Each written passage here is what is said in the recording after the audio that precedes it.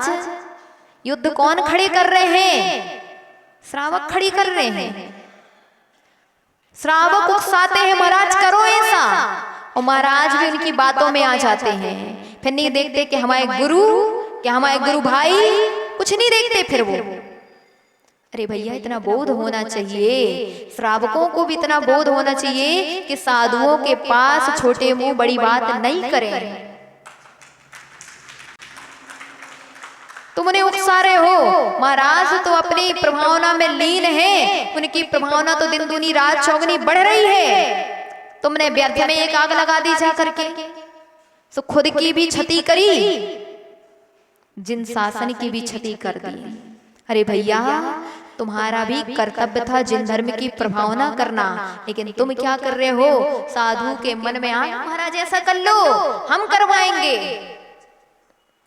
अरे भैया उनका पुण्य होगा तो वे खुद बन जाएंगे, तुम काहे एक की बुराई करके उनका प्रशंसा उनके सामने जा करके कर रहे हो? तुम्हारा काम क्या है? तुम्हारा काम ये आग लगाना है? अरे तुम्हारा काम तो आग बुझाना था, आग लगाना नहीं था।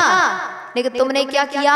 वहां जाकर के उनकी तो स्तुति कर रहे हो, महाराज तुम ही हो, वे खराब हैं। और वे महाराज भी पानी में बह गए, वे भी अपने गुरुओं की निंदा सुनने लग गए।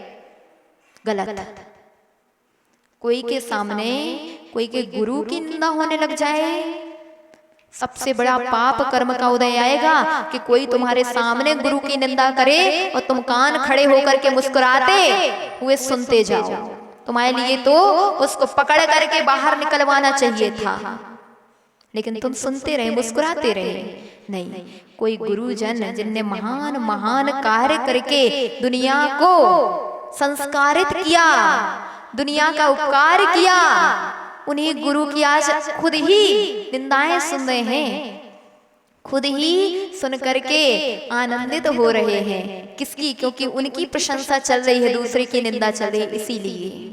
वरना आग बबूला हो उठते अगर कह दिया जाता। देख तो रहे थे आप, कहते भैया ऐसा नहीं करना चाहिए। किसी भी श्रावक को जाकर के किसी गुरु के सामने किसी की निंदा है नहीं करना चाहिए।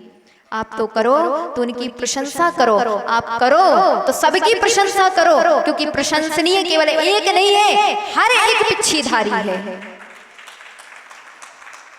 प्रशंसा करनी चाहिए थी कि भगवान आप जैसा निर्ग्रंथ रूप हम धारण करें।